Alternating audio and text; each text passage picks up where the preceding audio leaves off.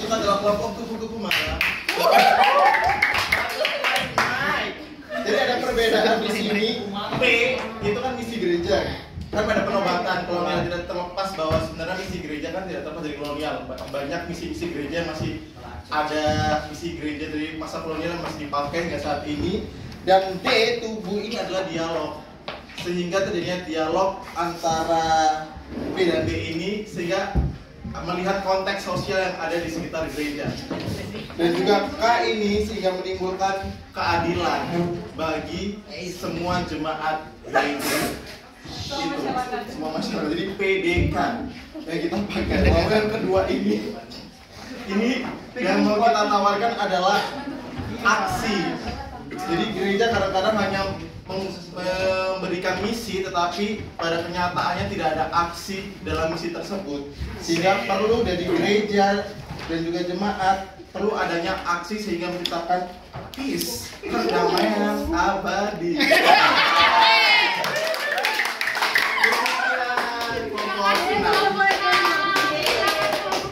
Oke, silakan kelompok 3. Baik. Sebelum kami menjelaskan, Kak Vika mungkin mulai jelaskan. Baik, gambar kami ini berangkat dari konteks gereja kami di Nusa Tenggara Timur, khususnya Sinarogini.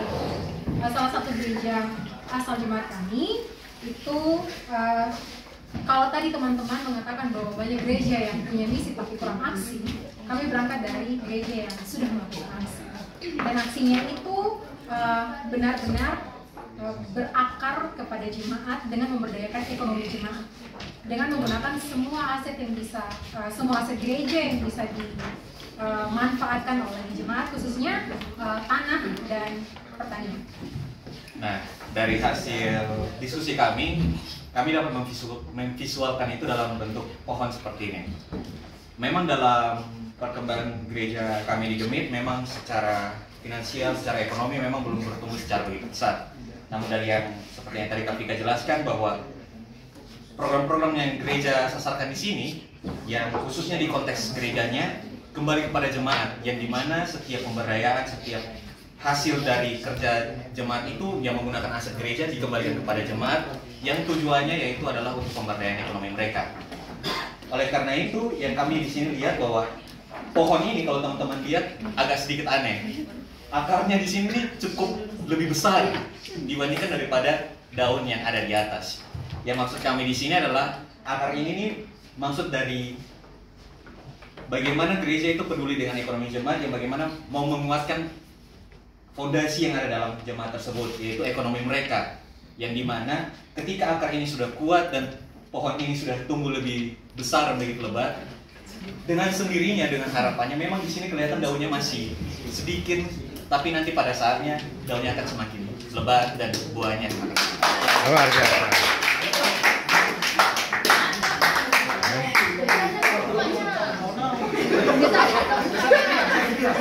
Ya baik teman-teman, selamat sore.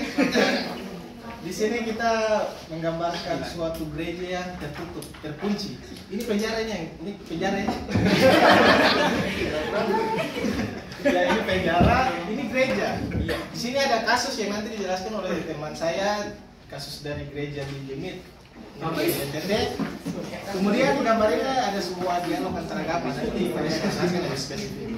Nah baik, kenapa kami menjabarkan gereja yang tertutup? Karena dari sudut pandang kami di Gemit, ketika Gemit mempunyai misi untuk memberdayakan jemaat dengan 5 panca pelayanan, diakonia, marturia, ekonomia, apalagi liturgia dan satu. Itu sudah ada 5 panca pelayanan yang mereka buat supaya bisa mencakup dan menjawab kebutuhan jemaat. Namun kenapa kami gambar sebagai seperti penjara? Karena gereja terkurung untuk dirinya sendiri. Dia tidak berbau dan menjawab kebutuhan yang justru di tengah-tengah kehidupan mayoritas Gemit di Nusa Tenggara Timur. Ada umat Muslim, umat Katolik yang lahir berdampingan di situ, yang membutuhkan uluran tangan dari saudara yang mempunyai dominasi yang tinggi di dalamnya. Nah, solusi yang kami tawarkan di sini ada 3 untuk menjawab ini konteks yang telah kami berikan. Yaitu lewat supaya upaya dialog ini dapat tercapai, kami memberikan solusi yaitu penyiapan SDM, sumber daya manusia, dalam hal ini para pemangku, para pendeta, jemaah secara khusus, tapi juga berupaya untuk mengkonstruksi dogma-dogma pemahaman yang ada, dan dengan demikian ini dapat membangun dialog bersama. Terima kasih.